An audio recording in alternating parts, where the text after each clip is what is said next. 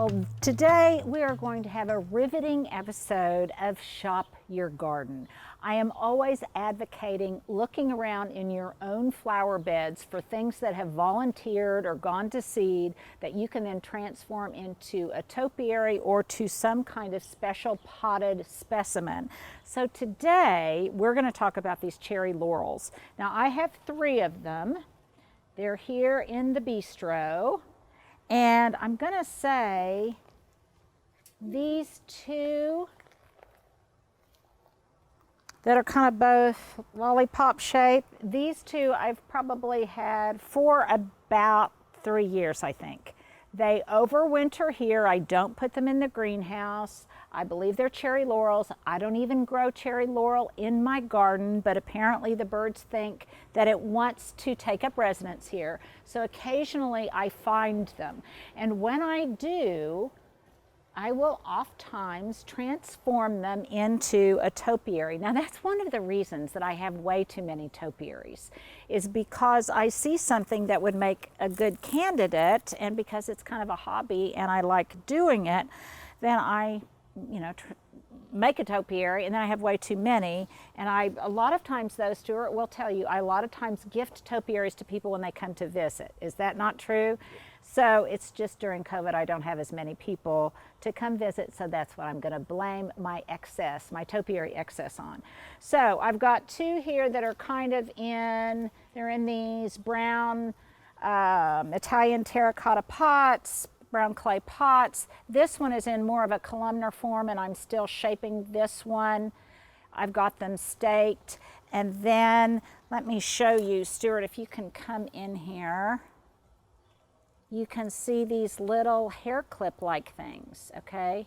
These little hair clip-like things are what I use to secure the trunk to the support, to the dowel or whatever it is I'm using as a support. And I'll put a link to these below. I got these off of Amazon. So that's what I use. So now you say, okay, so we're going to shop the garden. Okay, so come with me and we're going to shop the garden. Now this is my favorite kind of shopping to do, because basically it's free. I don't have to spend any money. I don't have to go anywhere. I'm in my garden, and it's a creative process. So come on. Now, I was getting ready to clean up, kind of weed. There's some lemon balm back in there I was going to harvest to make some tea. And this whole area kind of behind this lemon lime abelia in front and underneath the canopy of this Chinese snowball viburnum, it's kind of a mess, but it's in the background, not in the foreground, so most people don't know it but me. But when I was coming back in here to work,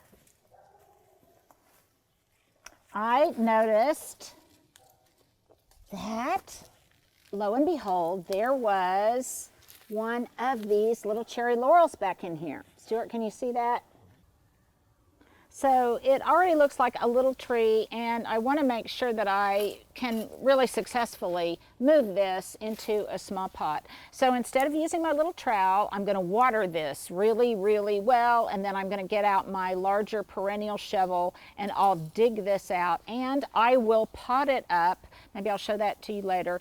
But it works brilliantly, you guys, and there's just no reason not to do it. It's inexpensive, it's fun, it would make a charming little gift for someone as an alternative to just a bouquet of flowers. A little topiary, I think, would be really, really thinking outside of the box and a delightful way to gift someone. So I'm going to show you, because I forgot to bring it back here. If you'll follow me, Stuart, come back here, and I'm going to show you the shovel. And I will put a link to a similar one below. I'll tell you why I love this shovel. It's because it's got a small head, and it's just easier to get into tight spaces. And in my small garden, everywhere is a tight space. And I find that this one, for me, is just more practical, it's more functional, and it is a better digging candidate for me. So I call it a perennial shovel. I don't know where I got this one. And by the way, I've had this one for a while, and the wooden handle broke, and I just took it and I had a new handle put in. So it can be something that's with you for a long time. So there is just a little episode of Shopping Your Garden. I'll show some more examples in later YouTube posts.